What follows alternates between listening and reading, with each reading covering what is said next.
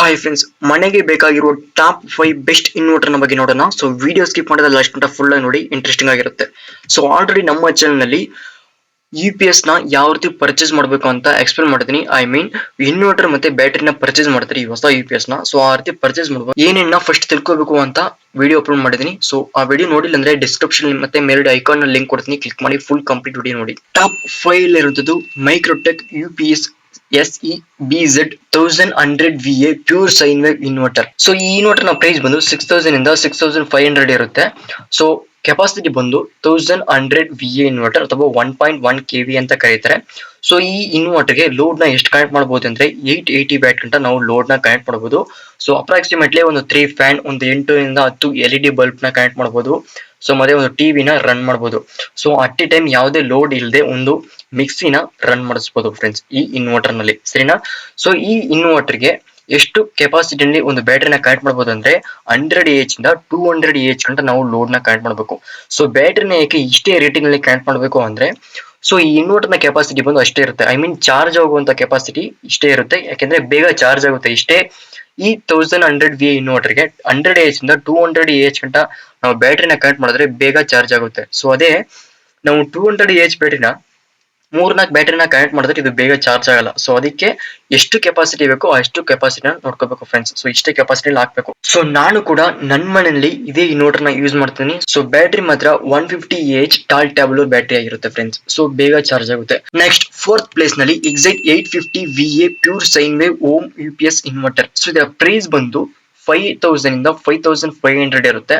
So capacity ಬಂದು 850 VA inverter. So ಎಷ್ಟು load ಗಂಟ ಕನೆಕ್ಟ್ ಮಾಡಬಹುದು ಅಂದ್ರೆ 700 ವ್ಯಾಟ್ ಗಂಟ ನಾವು ಲೋಡ್ ನ ಇದಕ್ಕೆ ಕನೆಕ್ಟ್ ಮಾಡಬಹುದು.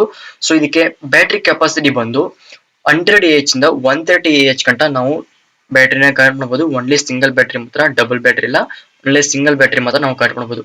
ಸೊ ಟಾಪ್ 3 ನಲ್ಲಿ ಲಿವಿಗಾರ್ಡ್ LG 1100 PV square wave inverter. So ಇದರ ಪ್ರೈಸ್ ಬಂದು 5000 ಆಗಿರುತ್ತೆ. ಸೊ ಕೆಪಾಸಿಟಿ ಬಂದು 1100 VA ಅಥವಾ 1.1 VA ಅಥವಾ 1.1 KV ಇನ್ವರ್ಟರ್ ಆಗಿರುತ್ತೆ. ಸೊ ಈ 1.1 KV ಇನ್ವರ್ಟರ್ ಗೆ ಲೋಡ್ ನ ಎಷ್ಟು ಕನೆಕ್ಟ್ ಮಾಡಬಹುದು ಅಂದ್ರೆ 880 ವ್ಯಾಟ್ ಗಂಟ ನಾವು ಲೋಡ್ ನ ಕನೆಕ್ಟ್ ಮಾಡಬಹುದು. ಸೇಮ್ ಅದೇ ರೀತಿ ಈ 1.1 KV ಇನ್ವರ್ಟರ್ ಗೆ ಬ್ಯಾಟರಿನ ಎಷ್ಟು ಕನೆಕ್ಟ್ ಮಾಡಬಹುದು ಅಂದ್ರೆ ಒಂದು ಬ್ಯಾಟರಿ 100Ah ಇಂದ 200Ah ಗಂಟ ನಾವು ಕನೆಕ್ಟ್ ಮಾಡಬಹುದು. ಲೈಕ್ ಇವಾಗ 100Ah ಬ್ಯಾಟರಿ ಒಂದು ಅಥವಾ 200Ah ಬ್ಯಾಟರಿ ಇದ್ರೆ ಒಂದು ಕನೆಕ್ಟ್ ಮಾಡಬಹುದು, ಸರಿನಾ? ಒನ್ಲಿ ಸಿಂಗಲ್ ಬ್ಯಾಟರಿ ಮಾತ್ರ ನಾವು ಕನೆಕ್ಟ್ ಮಾಡಬೇಕು, ಡಬಲ್ ಬ್ಯಾಟರಿ ಕನೆಕ್ಟ್ ಮಾಡಂಗಿಲ್ಲ, ಯಾಕಂದ್ರೆ ಬೇಗ ಚಾರ್ಜ್ ಆಗಲ್ಲ.